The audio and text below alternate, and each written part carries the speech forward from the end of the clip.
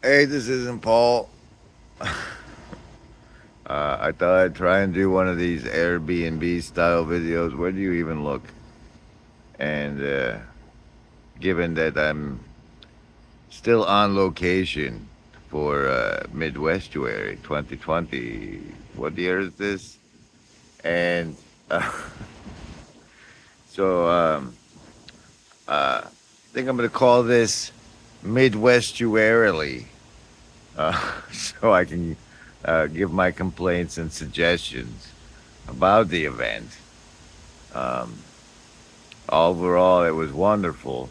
the The thing about these sorts of things for someone like me in the corner is how um, it's a whole lot of seeing people you wish you could make time to talk to that you don't really get to hang out with much, and then the making the time that you do make with the ones you do. Um, is that gonna pop up on the video? That'd be funny. Um, so I think I don't know. Maybe it was me.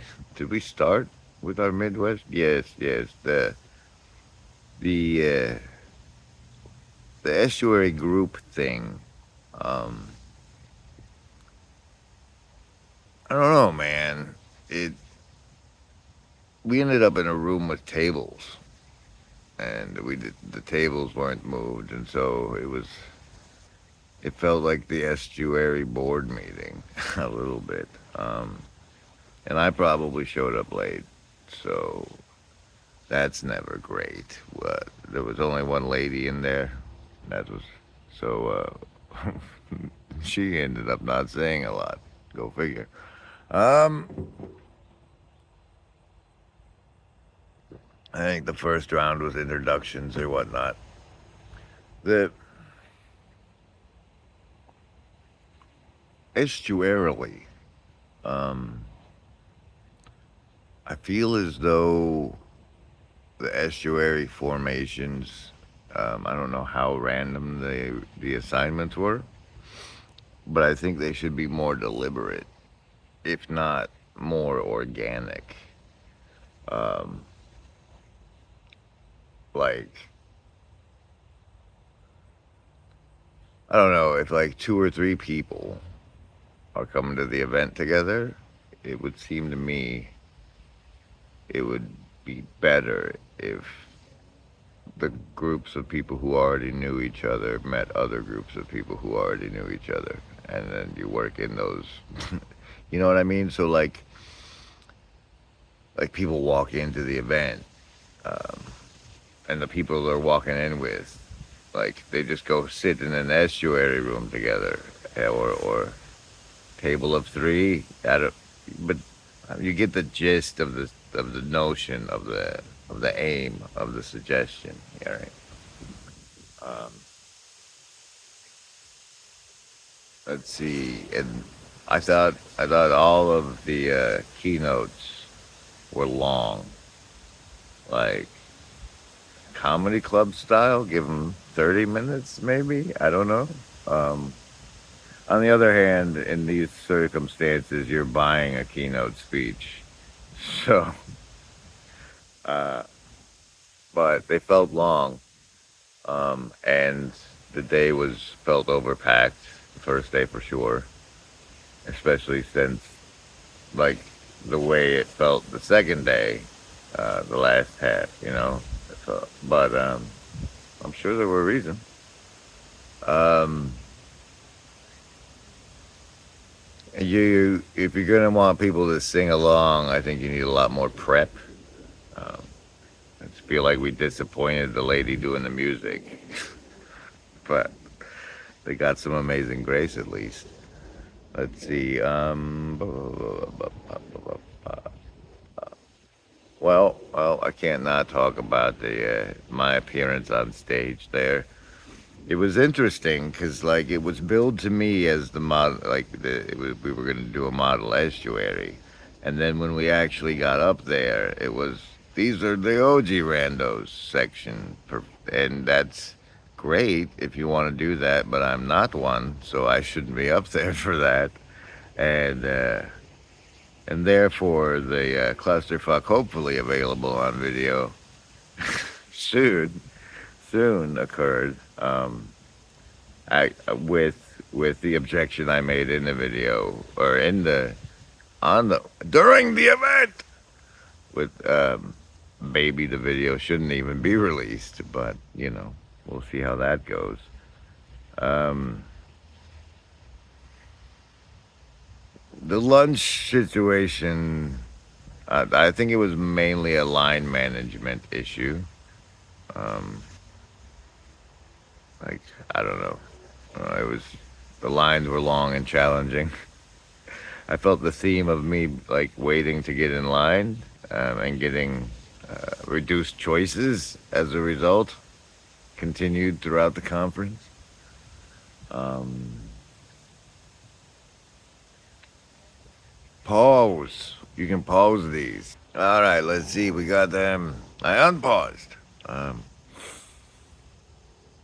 I got some speaker. I want to talk. I want to make note of and I don't know, bring up as something for other people who were there to maybe comment on. Um, but I guess there for both of them. But like the distinct vibe shift between Chino and Midwestuary. And I'm not saying none of it was location, but it, I don't know, like of note, I think, is um, our newbie, not newbie, well, yeah, newbie, like Paul kind of celebrated those that came out of the lurk, but that didn't feel manifest. That welcome, a good job out of the lurk thing didn't feel manifest in the perhaps over familiar siloing in the mingling between event portions of the um, just that it's a pilgrimage of sorts for people to come to these things, and as we've mentioned and lead up to them, and it didn't feel like I got well. It wasn't. I can't say I didn't feel because it wasn't me, right? But the feedback I received was such that I was left with the impression that the pilgrimage part and what people went through, go through to get to these things, especially if it's their first time, wasn't sufficiently honored. And then the interactions with the speakers. You know, I never ended up bugging John and seeing if he'd come back on the show stream because I had the whole pitch, John, like I need the numbers or I think we can do better than the views on the Jordan Hall conversation, but because I'd really like to talk to him about the correlation between Hermes and channeling and Ouija boards and I don't know. Me and John's talks are great. Everybody knows it. But I didn't end up pitching him because like I couldn't remember the Canterbury Tales at the lunch I ended up having with him, and then when it finally came out, it didn't land.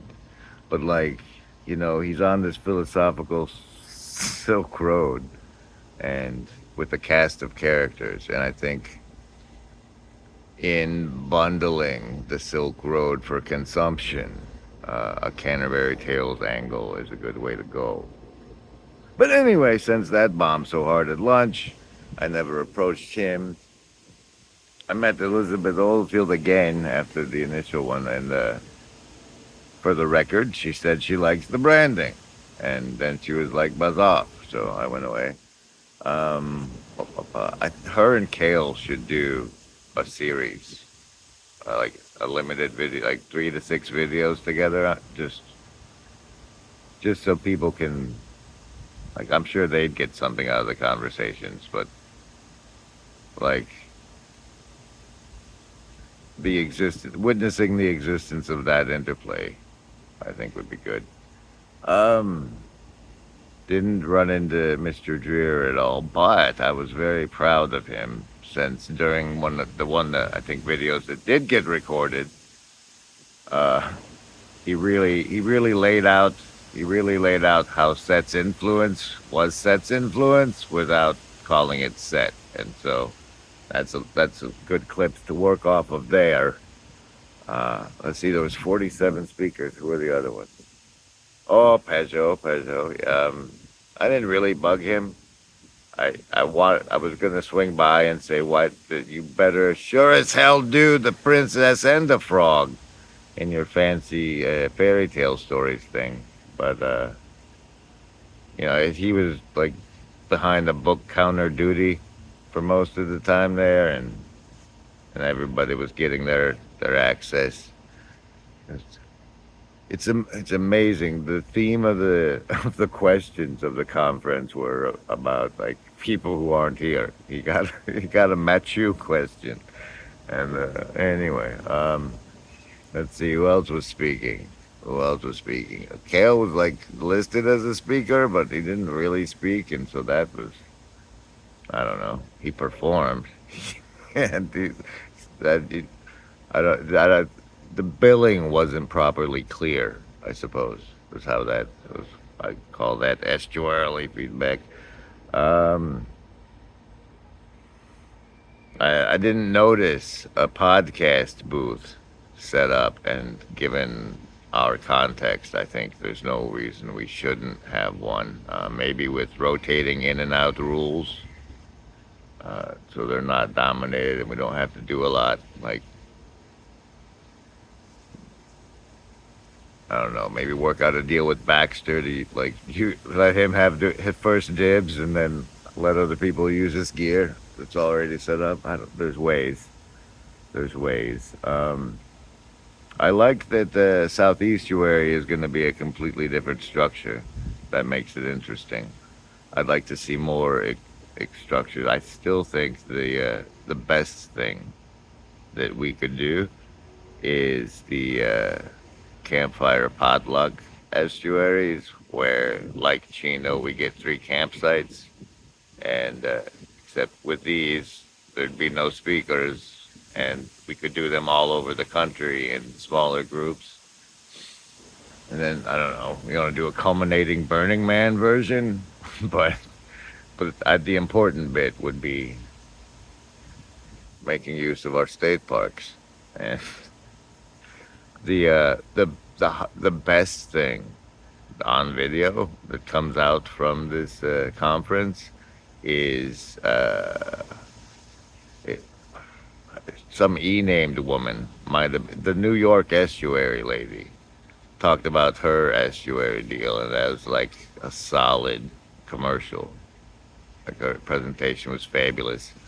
That's You should check it out. It should run as a separate thing, not just in that section of the videos.